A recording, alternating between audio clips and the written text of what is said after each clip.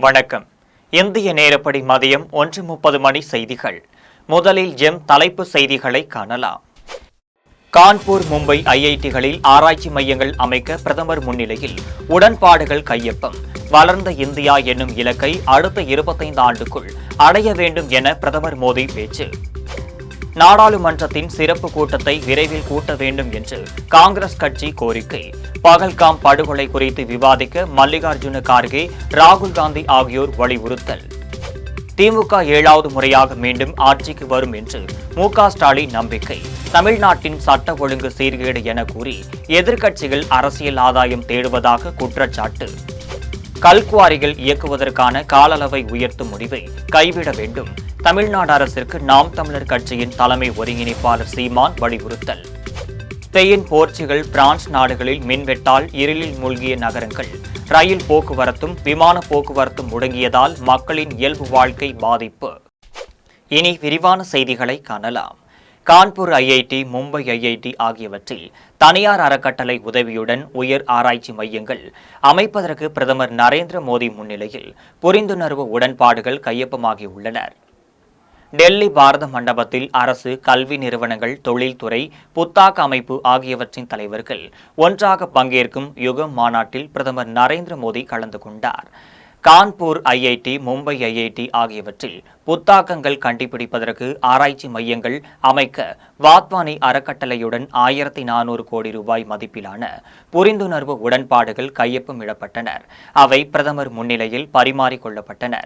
மாநாட்டில் பேசிய பிரதமர் நரேந்திர மோடி, பல்வேறு துறைகளில் ஆராய்ச்சியை மேற்கொள்ள தேவையான உடன்பாடுகள் செய்யப்பட்டு கூட்டு முயற்சி முன்னெடுக்கப்பட்டுள்ளதாக தெரிவித்தார். இதில் தொடர்புடைய வாத்வானி அறக்கட்டளை, கான்பூர், மும்பை ஐஐடிகள் ஆகியோருக்கு வாழ்த்துக்களை தெரிவித்துக் கொண்டனர். இந்த உடன்பாட்டின் மூலம் கான்பூர் ஐஐடியில் செயற்கை நுண்ணறிவு அமைப்புகள் பற்றி ஆராய்ந்து புத்தாக்கங்கள் கண்டுபிடிக்கவும், மும்பை ஐஐடியில் உயிரி அறிவியல், உயிரி தொழில்நுட்பம், மருத்துவம் ஆகியன பற்றி ஆராய்ந்து புத்தாக்கங்கள் கண்டுபிடிக்கவும் ஆராய்ச்சி மையங்கள் அமைக்கப்பட்டுள்ளதாகவும் தெரிவித்தார். பகல்காம் படுகொலை அடுத்து ஏற்பட்டுள்ள சூழல் குறித்து விரிவாக விவாதிக்க நாடாளுமன்றத்தின் சிறப்பு கூட்டத்தை கூடிய விரைவில் கூட்ட வேண்டும் என்று காங்கிரஸ் சார்பில் கோரிக்கை விடுக்கப்பட்டுள்ளது. காங்கிரஸ் தலைவரும் மக்களவை எதிர்க்கட்சித் தலைவருமான மல்லிகார்ஜுன கார்கே பிரதமர் நரேந்திர மோடிக்கு எழுதியுள்ள கடிதத்தில், அந்த கடிதத்தில் பகல்காம் கொடூர தாக்குதலை அடுத்து எழுந்துள்ள சூழலை சமாளிக்க அனைவரின் கருத்தை தெரிவிக்கும் வகையில் நாடாளுமன்றத்தின் இரு அவைகளின் சிறப்பு கூட்டத்தை விரைவில் கூட்ட வேண்டும் என்று வலியுறுத்தியுள்ளார். சிறப்பு கூட்டம் கூட்டப்படும் என்றுதான் நம்புவதாகவும் அந்த கடிதத்தில் மல்லிகார்ஜுன கார்கே குறிப்பிட்டுள்ளார். மக்களவை எதிர்க்கட்சித் தலைவர் ராகுல் காந்தி பிரதமர் நரேந்திர மோடிக்கு எழுதியுள்ள கடிதத்தில், பகல்காம் பயங்கரவாத தாக்குதல் ஒவ்வொரு இந்தியரின் மனதிலும் ஆத்திரத்தை ஏற்படுத்தியுள்ளதாக குறிப்பிட்டுள்ளார்.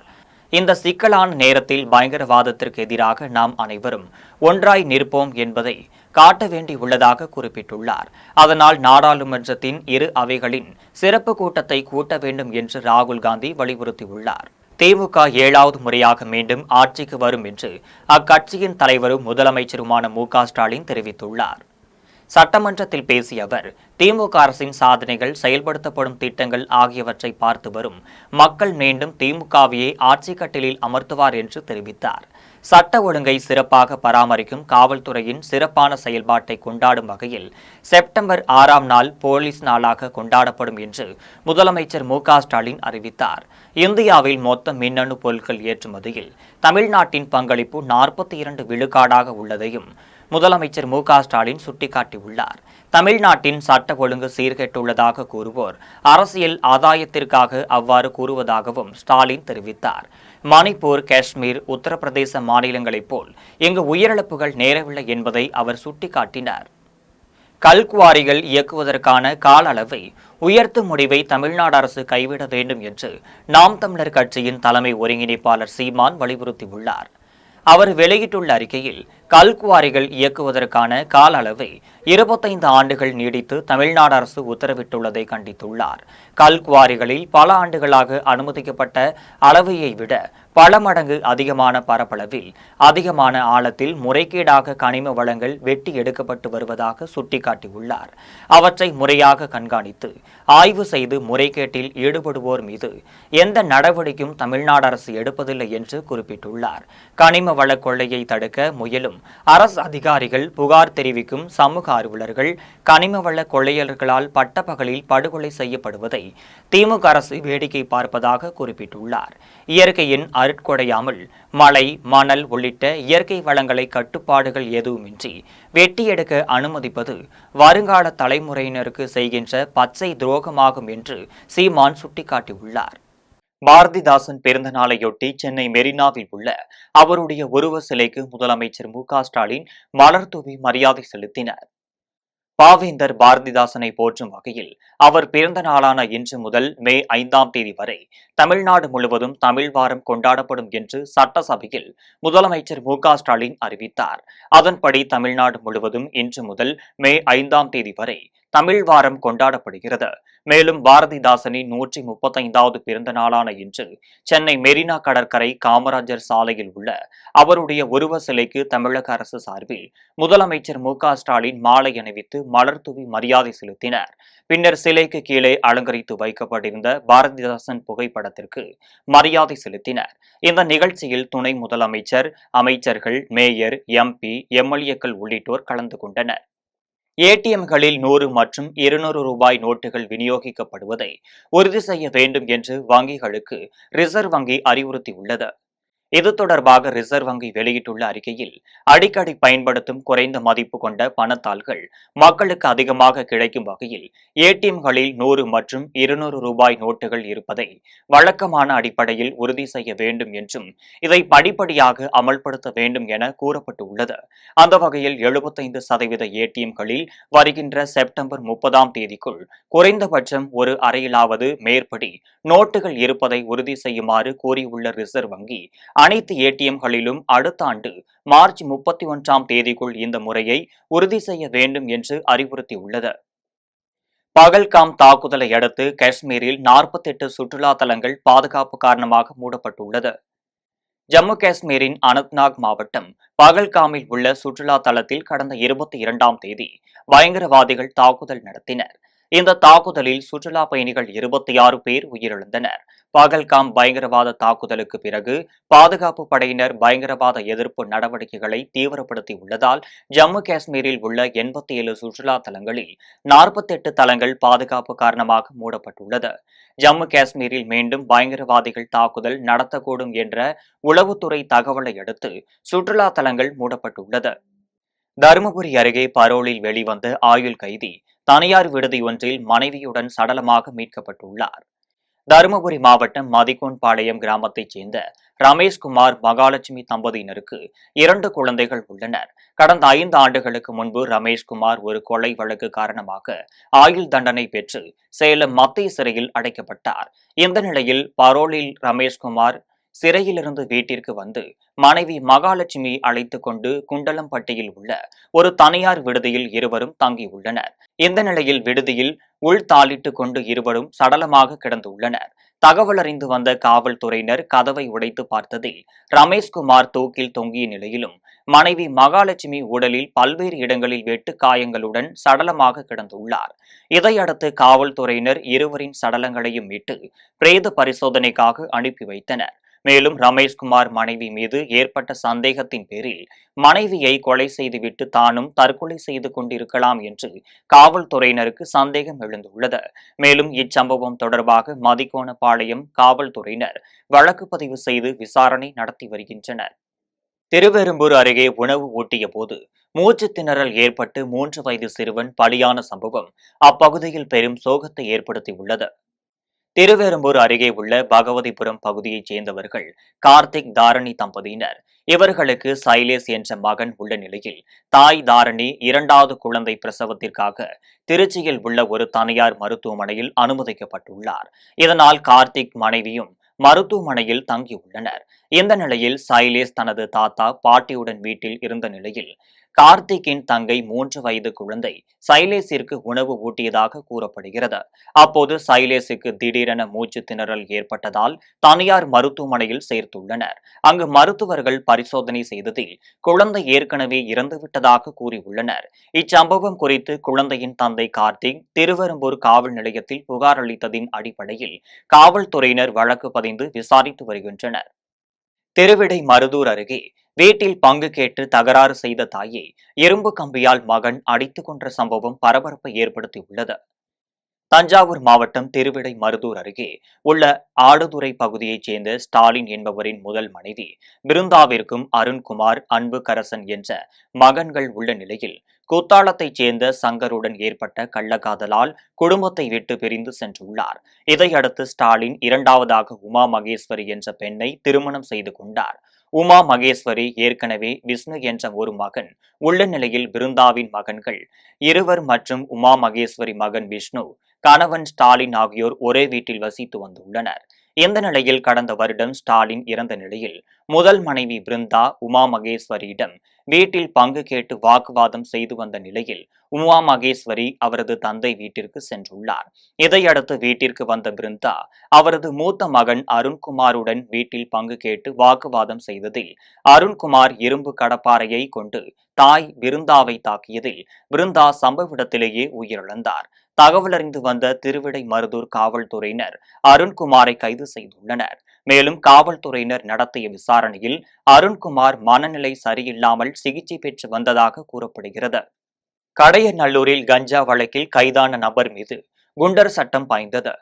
தென்காசி மாவட்டம் கடையநல்லூர் குந்தாபுரம் அருகே சுந்தரேசபுரம் செல்லும் சாலையில் போலீசார் வாகன சோதனையில் ஈடுபட்டிருந்தனர். அப்போது சந்தேகத்தின் பேரில் நின்று கொண்டிருந்த 3 பேரை போலீசார் பிடித்து விசாரித்ததில் அவர்கள் சென்னையிலிருந்து கஞ்சாவை கடத்தி கொண்டு வந்து கடையநல்லூர் பகுதியில் விற்பனை செய்தது தெரியவந்தது.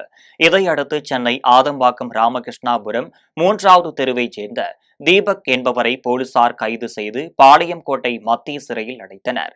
இவரை குண்டர் சட்டத்தின் கைது செய்த மாவட்ட ஆட்சித் தலைவர் கமல் கிஷோர் உத்தரவிட்டதை அடுத்து அவர் மீது குண்டர் சட்டம் பாய்ந்தது. திருவள்ளூர் அருகே இருசக்கர வாகனங்கள் திருடிய வழக்கில் இந்து முன்னணி பிரமுகர் உட்பட 4 பேரை காவல்துறையினர் கைது செய்து சிறையில் அடைத்தனர்.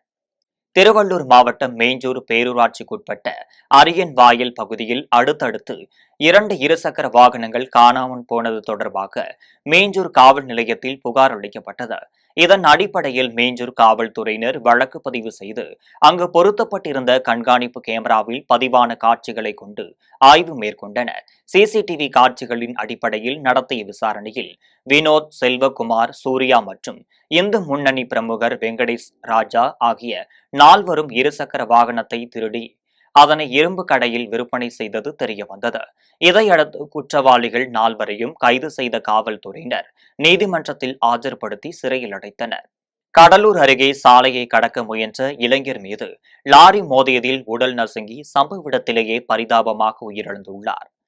கடலூர் மாவட்டம் வேப்பூர் அருகே தரிசு கிராமத்தைச் சேர்ந்த சேகர் என்ற இளைஞர் டிப்ளமோ படித்து வருகிறார். இவர் தனது நண்பர்கள் இருவருடன் சேர்ந்து இருசக்கர வாகனத்தில் நாரையூர் பேருந்து நிறுத்தம் அருகே சென்று கொண்டிருந்தார். அப்போது இருசக்கர வாகனத்தை நிறுத்திவிட்டு சேகர் சிறுநீர் கழிப்பதற்காக சென்றபோது அவ்வழியாக வந்த லாரி ஒன்று சேகர் மீது மோதியதில் அவர் உடல் நசுங்கி பரிதாபமாக உயிரிழந்தார்.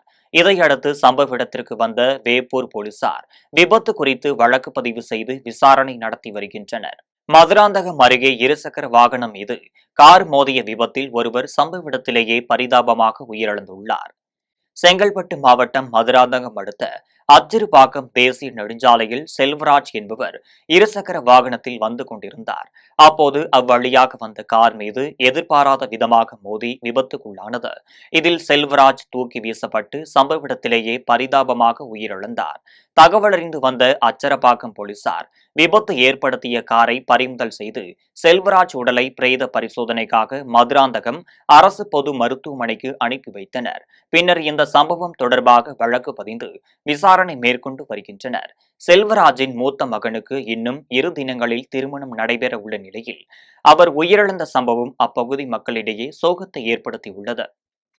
சேலம் புதிய பேருந்து நிலைய சைக்கிள் ஸ்டாண்டில் கட்டண கொள்ளை நடைபெறுவதாக தனிநபர் ஒருவர் மாவட்ட ஆட்சியர் அலுவலகத்தில் புகார் அளித்துள்ளார். சேலம் நகரின் மைய பகுதியில் உள்ள பேருந்து நிலையத்திற்குள் மாநகராட்சிக்கு சொந்தமான சைக்கிள் ஸ்டாண்ட் ஒன்று செயல்பட்டு வருகிறது. மாநகராட்சி டெண்டர் விடப்பட்டு ஒரு சைக்கிளுக்கு குறைந்தபட்ச விலை நிர்ணயம் செய்த நிலையில் ஒப்பந்ததாரர் ஒருவர் ஒரு நாளுக்கு 25 ரூபாய் கட்டணம் வசூலிப்பதாக பாதிக்கப்பட்ட பூபதி என்பவர் சேலம் மாவட்ட ஆட்சியர் அலுவலகத்தில் புகார் அளித்துள்ளார். மேலும் இதுகுறித்து பலமுறை புகார் அளித்தும் எந்தவொரு நடவடிக்கையும் எடுக்கப்படவில்லை என்று பூபதி குற்றம் சாட்டியுள்ளார். கட்டண கொள்ளையில் ஈடுபடும் சைக்கிள் ஸ்டாண்ட் ஒப்பந்ததாரர் மீது உரிய நடவடிக்கை எடுக்க வேண்டும் என்று மாநகராட்சி நிர்வாகத்திடம் அவர் கோரிக்கை வைத்துள்ளார். மேலும் மாநகராட்சி அதிகாரிகள் நடவடிக்கை எடுக்காத பட்சத்தில் நீதிமன்றத்தில் வழக்கு தொடர உள்ளதாகவும் கூறியுள்ளார். புது பஸ் ஸ்டாண்ட்ல சேலம் மாநகராட்சி வசூல் பண்ணிட்டு இருக்காங்க. அதுக்கு பாத்தீங்கன்னா 2 சக்கர வாகனத்துக்கு 15 ரூபா தான் மாநகராட்சி நிர்ணயம் பண்ணியிருக்கு. ஆனா இங்க திமுக இருக்கிறவங்க ஆர்டர் எடுத்து டெண்டர் எடுத்துக்கிட்டு 25 ரூபாய்க்கு வைக்கிறாங்க. இதுல நானே பாதிக்கப்பட்டிருக்கிறேன். அதே மாதிரி அங்கே கழிப்பறைக்கு யூஸ் பண்ணுறதுக்கு 2 ரூபா 3 ரூபா தான் வாங்குறாங்க. ஆனால் ஒரு ஆளுக்கு 10 ரூபா வாங்குறாங்க. இந்த மாதிரி அங்கே ஒரு தண்ணி குடிக்கிறதுக்கு 1 லிட்டர் தண்ணி வாங்கினா 25 ரூபா, ஒரு பிஸ்கட் பாக்கெட் 10 ரூபா வாங்கினா 15 ரூபா. இந்த மாதிரி ஏகப்பட்ட ஊழல் நடந்துட்டு இருக்கு. இதுக்கு எல்லாத்துக்குமே அரசு அதிகாரிகள் உடந்தையா இருக்கிறாங்க. நாங்கள் கம்ப்ளைண்ட் கொடுத்த அடுத்த நிமிஷமே சம்பந்தப்பட்டவங்க தான் நம்மளை இப்போ ஃபோன் பண்ணி மிரட்டுறாங்களே ஒழிஞ்சு அதிகாரி யாரும் நடவடிக்கை எடுக்கல. கட்டுமான பொருட்களின் விலையை நிர்ணயம் செய்ய விலை நிர்ணய குழு அமைக்க வேண்டும் என்று தமிழக அரசிடம் கட்டுமான பொறியாளர் சங்கத்தினர் கோரிக்கை வைத்துள்ளனர். சென்னை சேப்பாக்கம் பத்திரிகையாளர் மன்றத்தில் கட்டுமான பொருட்களின் விலை ஏற்றத்தை கட்டுப்படுத்த வலியுறுத்தி தமிழக அரசிடம் கட்டுமான பொறியாளர் சங்கத்தினர் கோரிக்கை வைத்துள்ளனர். இதில் அச்சங்கத்தின் தலைவர் கார்த்திக் மற்றும் செயலாளர் சுரேஷ் உள்ளிட்டோர் கலந்து கொண்டு பேசினர். அதில் கட்டுமான பொருட்களின் விலையை நிர்ணயம் செய்ய அரசு விலை நிர்ணய குழுவை அமைக்க வேண்டும், கட்டுமான பொருட்களின் விலை உயர்வை கட்டுக்குள் கொண்டுவர வேண்டும் மற்றும் கல்குவாரிகளை அரசை ஏற்று நடத்த வேண்டும் உள்ளிட்ட பல்வேறு கோரிக்கைகளை முன்வைத்தனர். மேலும் கோரிக்கைகள் நிறைவேற்றப்படவில்லை என்றால் 94 இடங்களில் உள்ள அனைத்து பொறியாளர் கட்டுமான சங்கங்களின் கூட்டமைப்பு சார்பில் போராட்டம் நடத்த உள்ளதாக தெரிவித்துள்ளனர். அதாவது சிஎஃப்டி பார்க்கும்போது ஒரு சிஎஃப்டி 65 ரூபாய் இன்றைய விலை, கடந்த மாதம் 50 ரூபாய் இருந்த ஒரு சிஎஃப்டியின் விலை இன்று ரூபாய் 65ஆக உயர்ந்துள்ளது. நேற்றைய முன்தினம் தமிழக அரசின் சார்பில் அமைச்சரவையில் ரூபாய் 1000 வீதம் குறைக்கப்படும் என உறுதியளிக்கப்பட்டது. திருச்சி ரயில் நிலைய பிளாட்பாரத்தில் 80 ரூபாய்க்கு இட்லி வாங்கியவருக்கு மீதி சிலரை வழங்காத தனியார் நிறுவனத்திற்கு 30,000 ரூபாய் அபராதம் விதித்து விழுப்புரம் நுகர்வோர் நீதிமன்றம் உத்தரவிட்டுள்ளது. விழுப்புரம் வளித்தரெட்டியைச் சேர்ந்த ஆரோக்கியசாமி என்பவர் வைகை எக்ஸ்பிரஸ் ரயிலில் மதுரையிலிருந்து விழுப்புரத்திற்கு கடந்த 2022ஆம் ஆண்டு செப்டம்பர் 23ஆம் தேதி பயணம் மேற்கொண்டார். அப்போது திருச்சி ரயில் நிலையத்தில் இட்லி 2 பார்சல் 80 ரூபாய்க்கு வாங்கியுள்ளார். அதில் எம்ஆர்பி விலை 72 ரூபாய் என குறிப்பிடப்பட்டிருந்ததால் மீதி 8 ரூபாய் கேட்டுள்ளார். அப்போது ஊழியர் அலட்சியமாக பேசிவிட்டு மீதி சில்லறையை வழங்காமல் சென்றுள்ளார். இதனால் பாதிக்கப்பட்ட ஆரோக்கியசாமி விழுப்புரம் ரயில் நிலையத்தில் புகார் அளித்துவிட்டு நுகர்வோர் நீதிமன்றத்தில் வழக்கு தொடர்ந்துள்ளார். இந்த வழக்கினை விசாரித்த நீதிபதி சதீஷ்குமார் இட்லி விற்பனை செய்த அந்த தனியார் நிறுவனத்திற்கு 30,000 ரூபாய் அபராதம் விதித்து கொடுக்க வேண்டிய சில்லறை 8 ரூபாயை ஆரோக்கியசாமியிடம் வழங்க உத்தரவிட்டுள்ளார். மேலும் 45 நாட்களுக்குள் வழங்கவில்லை என்றால் சதவீத வட்டியுடன் வழங்க வேண்டும் என நீதிபதி உத்தரவு பிறப்பித்துள்ளார். பசி நேரம் கேன்டீன்ல பார்த்தா பிளாட்பார்ம்ல கேன்டீன் உரிமையாளர் இட்லி வித்தாங்க. அவங்கள கூப்பிட்டு 2 பொட்டலை இட்லி கொடுப்பான்னு கேட்டேன். 2 பொட்டலத்தை கொடுத்தாங்க. 2 வடை கொடுப்பான்னு கேட்டேன். 2 வடையும் கொடுத்தாங்க. எவ்வளவுப்பான்னு கேட்டேன். 80 ரூபான்னு சொன்னாங்க. 100 ரூபா கொடுத்தா 20 ரூபா திருப்பி கொடுத்துட்டாங்க. பொட்டலத்தை வாங்கி பிரிச்சு பார்க்கலான்னு மேல பார்க்கும்போது எம்ஆர்பி விலைன்னு போட்டு 26 ரூபான்னு தான் எழுதியிருக்கு. மேல வசந்தம் கேட்டரிங்னு எழுதியிருக்கு.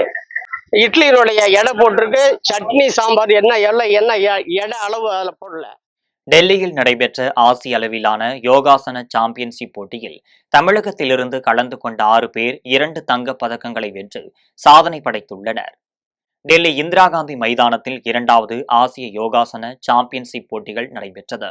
இதில் இந்தியா சார்பாக தமிழகத்தைச் சேர்ந்த 2 மாணவர்கள் 4 மாணவிகள் என 6 பேர் கலந்து கொண்டு சப் ஜூனியர் சீனியர், சீனியர் ஏ ஆகிய 3 பிரிவுகளின் கீழ் 70 தங்க பதக்கங்களை வென்று சாதனை படைத்துள்ளனர். இதில் 20 நாடுகளைச் சேர்ந்த மாணவ மாணவிகள் கலந்து கொண்டுள்ளனர்.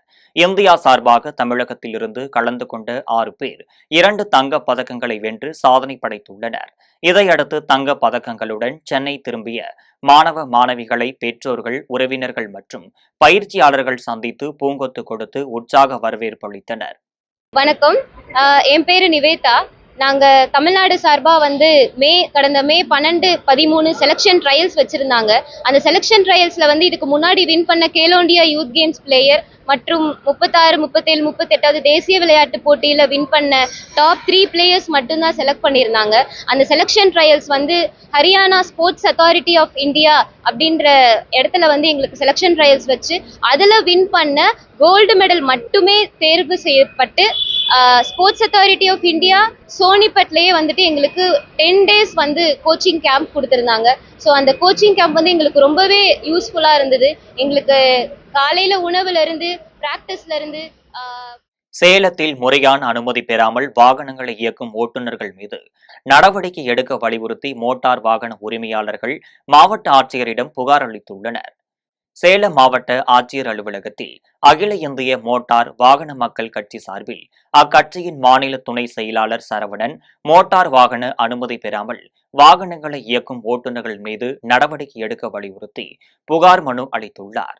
சொந்த பயன்பாட்டிற்கு வாங்கிய வாகனத்தை சிலர் வணிக ரீதியாக அனுமதி பெறாமல் வாடகைக்கு இயக்கி வருவதால் அரசிற்கு பல கோடி ரூபாய் இழப்பீடு ஏற்படுவதாக கூறியுள்ளார். மேலும் இதுகுறித்து புகார் அளித்தும் எந்தவொரு நடவடிக்கையும் எடுக்கப்படவில்லை என்று வேதனை தெரிவித்துள்ளார். முறையான அனுமதி பெறாமல் வாடகை வாகனம் இயக்கும் நபர்கள் மீது நடவடிக்கை எடுக்க வேண்டும் என்று 30க்கும் மேற்பட்ட மோட்டார் வாகன உரிமையாளர்கள் கோரிக்கை வைத்துள்ளனர். சரவணகுமார்னா இப்போ பார்த்தீங்கன்னா அதிகப்படியான சொந்த பயன்பாட்டுக்கு வாகனத்தை வந்து டீபோர்டு வாகனமாக பயன்படுத்தி வந்துட்டு இருக்கிறாங்க. இதனால் எங்களோட வாழ்வாதாரம் கேள்விக்குறியாகி உள்ளது. இது சம்மந்தமாக நாங்கள் பல முறை மனு கொடுத்துருக்குறோம். மாவட்ட ஆட்சித்தலைவர்கிட்ட மனு கொடுத்துருக்குறோம். இங்கே வந்து சொந்த பயன்பாட்டுக்கு வாகனத்தை அவங்க சொந்த ஆர்சி ஓனர் இருக்கிறவங்க மட்டும்தான் பயன்படுத்தணும். தேர்டு பர்சனில் ஏற்றிட்டு போகும்போது எங்களோட வாழ்வாதாரம் முறையாக வந்து அரசுக்கு செலுத்த வேண்டிய வருஷத்துக்கு உண்டான டேக்ஸில் இருந்து எல்லாமே கட்டி நாங்கள் இந்த தொழில் செஞ்சுட்டு இருக்கிறோம். இவங்க வந்து சொந்த பயன்பாட்டுக்குன்னு வாங்கக்கூடிய வாகனத்தை வந்து இந்த மாதிரி இல்லீகலாக வந்து டீபோர்டாக பயன்படுத்தி ஓட்டுறதுனால எங்களுக்கு வாழ்வாதாரம் ரொம்ப கேள்விக்குறியாகி கிடக்குது. தமிழகத்தில் பல்வேறு பகுதிகளில் நடைபெற்ற ஆன்மீக நிகழ்வுகளை தற்போது சிறிய தொகுப்புகளாக காணலாம். திருத்தணி முருகன் கோவிலில் இந்த ஆண்டிற்கான சித்திரை பெருவிழா நாளை காலை 4 மணிக்கு கொடியேற்றத்துடன் தொடங்குகிறது. முக்கிய விழாவான தேரோட்டம் 7ஆம் தேதி இரவு 7 மணிக்கும் 8ஆம் தேதி காலை யானை வாகனத்திலும் தொடர்ந்து இரவு குதிரை வாகனம், தெய்வானையம்மை திருக்கல்யாணம் நடைபெற உள்ளது. புதுச்சேரி மாநிலம் காரைக்கால் மாவட்டம் திருநள்ளாறை அடுத்த சுரக்குடியில் உள்ள மாரியம்மன் ஆலயத்தின் தீமிதி திருவிழா கடந்த 14ஆம் தேதி பூச்சொரிதலுடன் துவங்கியது. விழாவில் முக்கிய நிகழ்வான தீமிதி திருவிழா விமர்சையாக நடைபெற்றது. இதில் திரளான பக்தர்கள் தீக்குழியில் இறங்கி அம்மனை வழிபட்டு தங்களது நேர்த்தி கடனை செலுத்தினர்.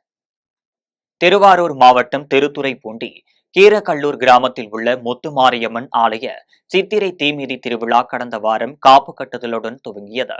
விழாவில் முக்கிய திருவிழாவான தீமிதி திருவிழா வெகு விமர்சையாக நடைபெற்றது. இதில் ஏராளமான பக்தர்கள் தீயில் இறங்கி அம்மனுக்கு காணிக்கை செலுத்தினர். தஞ்சாவூர் மாவட்டம் பாபநாசம் அருகே சரபோஜி ராஜபுரம் வெள்ளாள தெருவில் உள்ள திரௌபதி அம்மன் கோவில் தீமிதி திருவிழாவில் ஆயிரக்கணக்கான பக்தர்கள் பங்கேற்றனர். பின்னர் கோவில் அருகே அமைக்கப்பட்டிருந்த தீக்குண்டத்தில் ஏராளமான பக்தர்கள் தீமிதித்து நேர்த்தி கடனை நிறைவேற்றினர். இனி வருவது உலகச் செய்திகள்.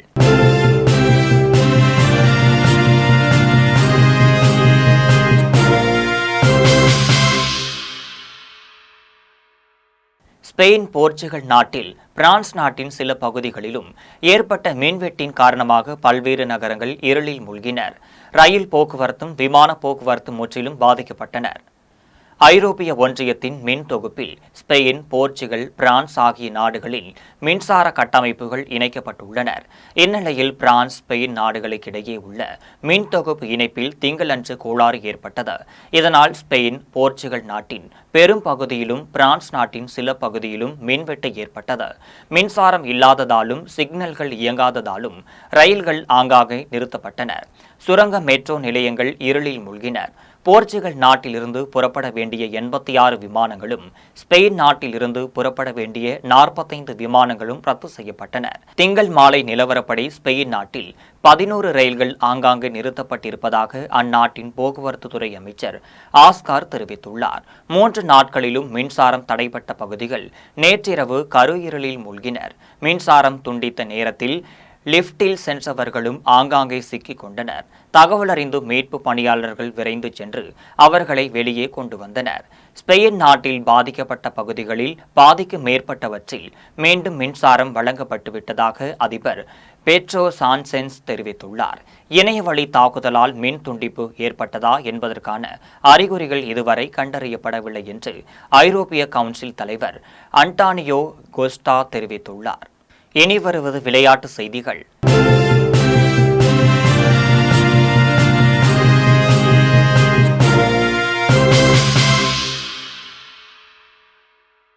ஐபிஎல் கிரிக்கெட் தொடரில் டெல்லி கொல்கத்தா அணிகள் இன்று மோதுகிறது. 18வது ஐபிஎல் கிரிக்கெட் போட்டித் தொடரில் இன்றிரவு டெல்லியில் உள்ள அர்ஜென்டினா ஸ்டேடியத்தில் நடைபெறும் 48வது லீக் ஆட்டத்தில் டெல்லி கேபிட்டல்ஸ் நடப்பு சாம்பியன்ஸ் கொல்கத்தா நைட் ரைடர்ஸ் அணியை எதிர்கொள்கிறது. இவ்விரு அணிகளும் இதுவரை 33 முறை நேருக்கு நேர் மோதியிருக்கின்றனர். இதில் கொல்கத்தா 18 ஆட்டங்களிலும் டெல்லி 15 ஆட்டங்களிலும் வெற்றி பெற்றுள்ளனர். ஐபிஎல் கிரிக்கெட் போட்டியில் ராஜஸ்தான் அணியைச் சேர்ந்த 14 வயதேயான வைபவ் சூரியவன்சி 35 பந்துகளில் 100 ரன்கள் எடுத்து சாதனை படைத்துள்ளார். ஜெய்ப்பூரில் நேற்று நடைபெற்ற 47வது ஆட்டத்தில் குஜராத் அணியும் ராஜஸ்தான் அணியும் விளையாடினர். முதலில் விளையாடிய குஜராத் அணி 20 ஓவர்களில் 4 விக்கெட்டுகள் இழப்பிற்கு 209 ரன்கள் எடுத்தது. அந்த அணியில் அதிக அளவாக சுப்மன் கில் 50 பந்துகளில் 84 ரன்கள் எடுத்தார். பின்னர் விளையாடிய ராஜஸ்தான் அணி 16 ஓவர்களில் 2 விக்கெட்டுகளை மட்டும் இழந்து 212 ரன்கள் எடுத்து வெற்றி பெற்றது. 14 வயதேயான இளம் வீரர் வைபவ் சூரியவன்சி 38 பந்துகளில் 101 ரன்கள் எடுத்து அணியின் வெற்றிக்கு உதவியதுடன் இளம் வயதில் விரைவாக 100 ரன்கள் எடுத்தவர் என்ற சாதனையும் படைத்தார். அவர் எடுத்த ரன்களில் 7 4களும் 11 6களும் அடங்கும். இதற்கு முன் 2013ஆம் ஆண்டில் கிறிஸ் கெயில் 30 பந்துகளில் 100 ரன்கள் எடுத்ததே இதுவரை சாதனையாக உள்ளது. வைபவ் சூரியவன்சியின் சாதனையை அவர் சொந்த ஊரான பீகாரின் சமஸ்டிபூரில் ரசிகர்கள் கேக்கு வெட்டி கொண்டாடியுள்ளனர். இனி வருவது தங்கம் வெள்ளி விலை மற்றும் பங்குச்சந்தை நிலவரம்.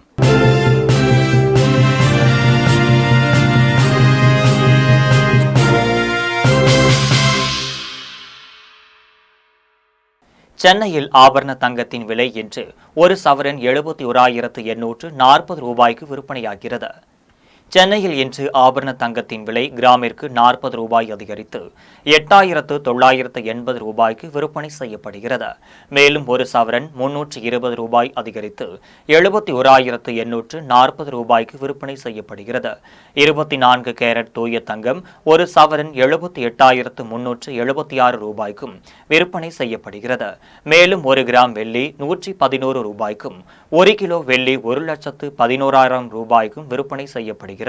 மும்பை பங்குச்சந்தை இன்று உயர்வுடன் காணப்படுகிறது. மும்பை பங்குச்சந்தை குறியீட்டு எண் சென்செக்ஸ் 167 புள்ளிகள் அதிகரித்து 80,385 புள்ளிகளில் வணிகமாகிறது. தேசிய பங்குச்சந்தை குறியீட்டு எண் நிப்டி 35 புள்ளிகள் அதிகரித்து 24,364 புள்ளிகளில் வணிகமாகிறது. மீண்டும் ஜெம் தலைப்பு செய்திகள். கான்பூர் மும்பை ஐஐடிகளில் ஆராய்ச்சி மையங்கள் அமைக்க பிரதமர் முன்னிலையில் உடன்பாடுகள் கையொப்பம். வளர்ந்த இந்தியா என்னும் இலக்கை அடுத்த 25 ஆண்டுக்குள் அடைய வேண்டும் என பிரதமர் மோடி பேச்சு. நாடாளுமன்றத்தின் சிறப்பு கூட்டத்தை விரைவில் கூட்ட வேண்டும் என்று காங்கிரஸ் கட்சி கோரிக்கை. பகல்காம் படுகொலை குறித்து விவாதிக்க மல்லிகார்ஜுன கார்கே, ராகுல் காந்தி ஆகியோர் வலியுறுத்தல். திமுக 7வது முறையாக மீண்டும் ஆட்சிக்கு வரும் என்று மு.க. ஸ்டாலின் நம்பிக்கை. தமிழ்நாட்டின் சட்ட ஒழுங்கு சீர்கேடு என கூறி எதிர்க்கட்சிகள் அரசியல் ஆதாயம் தேடுவதாக குற்றச்சாட்டு. கல்குவாரிகள் இயக்குவதற்கான கால அளவை உயர்த்தும் முடிவை கைவிட வேண்டும். தமிழ்நாடு அரசிற்கு நாம் தமிழர் கட்சியின் தலைமை ஒருங்கிணைப்பாளர் சீமான் வலியுறுத்தல். ஸ்பெயின், போர்ச்சுகல், பிரான்ஸ் நாடுகளில் மின்வெட்டால் இருளில் மூழ்கிய நகரங்கள். ரயில் போக்குவரத்தும் விமான போக்குவரத்தும் முடங்கியதால் மக்களின் இயல்பு வாழ்க்கை பாதிப்பு. இத்துடன் ஜெம் செய்திகள் நிறைவடைகின்றன. மீண்டும் ஜெம் செய்திகள் மாலை 6 மணிக்கு. உடனுக்குடன் செய்திகளை காண gemlive.tv என்ற இணையதளத்தில் இணைந்திருங்கள். நன்றி, வணக்கம்.